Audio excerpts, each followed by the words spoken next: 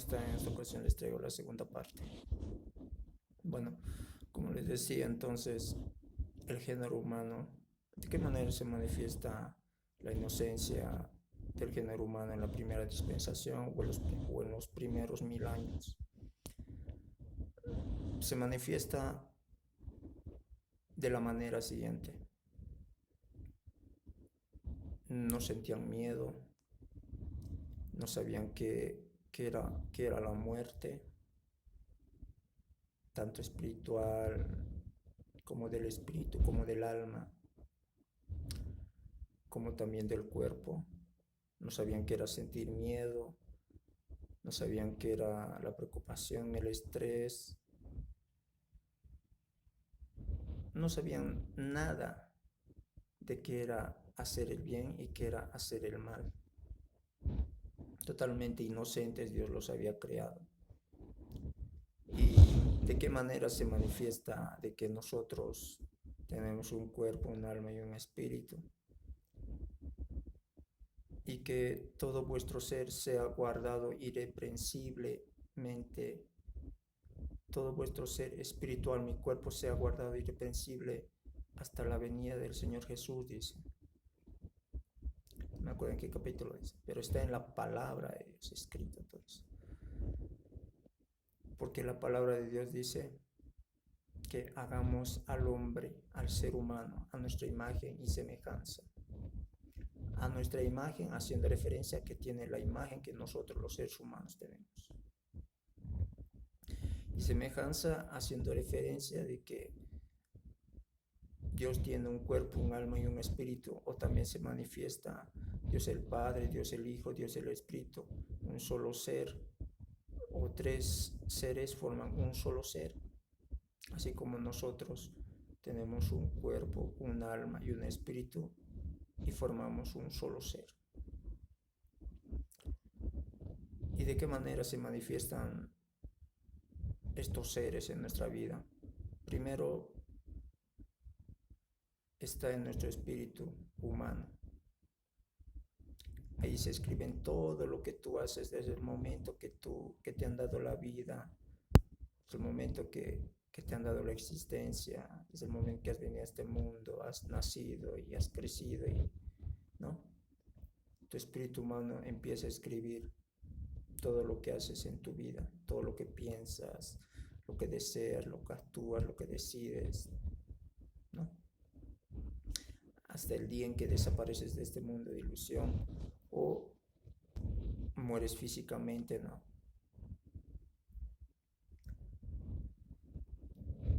Ahí le pone punto final a tu historia de tu vida.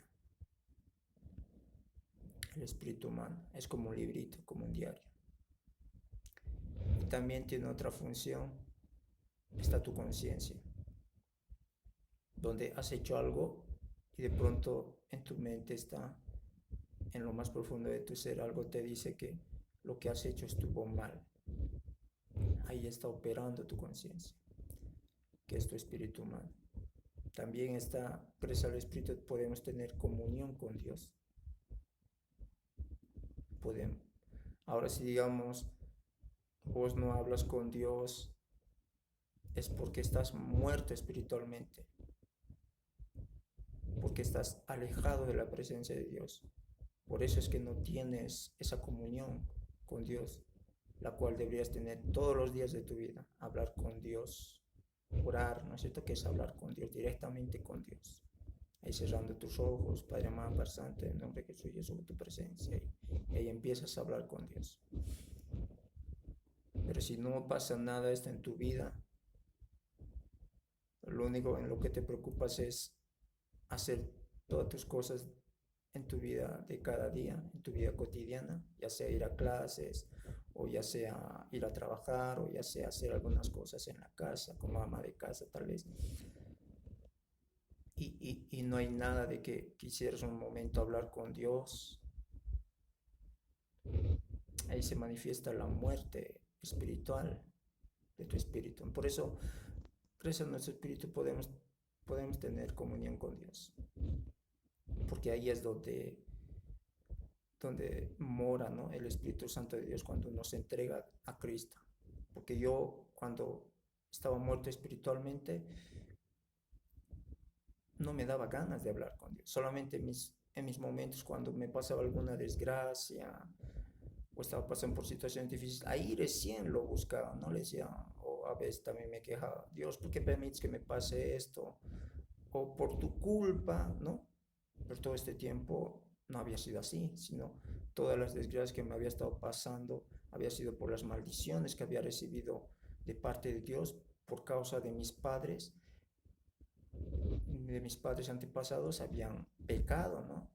Habían hecho lo malo delante de Dios, ¿no? Y como dice en la palabra de Dios, yo visito la maldad sobre los hijos de desobediencia, sobre los padres de los hijos de desobediencia, hasta la primera, segunda, tercera y cuarta generación.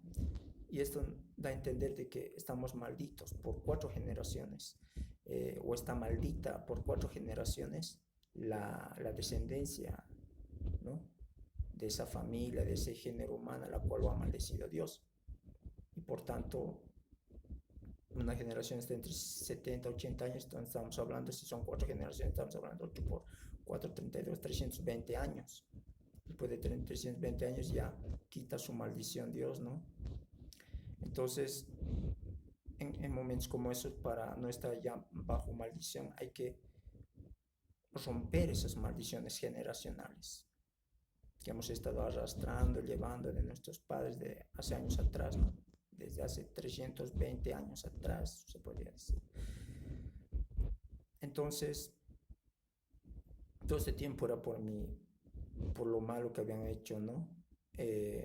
Mis padres, y yo toda esa maldición llevaba, y por eso todas las desgracias que me sobrevenían, ya sean desde accidentes, problemas, tantos problemas, ¿no? Que no les sobrevienen, tanto internos, rechazo, temor, rechazo, autorrechazo, inseguridad, inferioridad, miedo, timidez,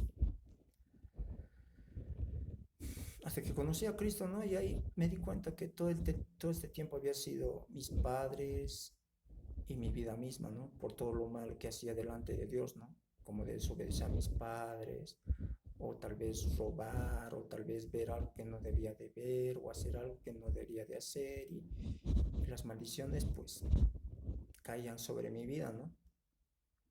Hasta que conocí a Cristo y todo eso me hizo ver, y entonces todo este tiempo había sido por mi maldad y por la maldad de mis padres, ¿no? De hace 4 años, 4 generaciones atrás, que lo malo habían hecho delante de Dios. Entonces yo le echaba la culpa a Dios, pero toda la culpa había sido tanto de mis padres de hace 4 generaciones atrás y la mía, por todo lo malo que hacía delante de Dios. Pero yo no sabía, ¿no? Que todo aquello estaba mal delante de Dios, pero hasta que lo conocí. Pues dice, conoceréis la verdad y la verdad os hará libre. Solo Dios te puede llevar a toda verdad. Te puede decir que, ¿por qué te está pasando esto? ¿Por qué te sobreviene esto? ¿Por qué estás pasando por todo esto? Solo Él te puede decir por qué. En Él están todas las respuestas a tus preguntas. Pero esto, una vez que aceptes a Jesucristo como tu Señor y Salvador de tu vida, Él te va, tu espíritu se va a fusionar con tu espíritu humano, ¿no? Su Espíritu Santo, y lo va a regenerar tu espíritu, y vas a empezar a tener comunión con Dios, y vas a empezar te va a empezar a enseñar todas las cosas de Dios, y ahí entonces vas a empezar a saber en qué estás mal y en qué estás bien. Bueno, voy a hacer una tercera parte, ¿no? Me he alargado con el video. Bueno, será hasta otro. Chao.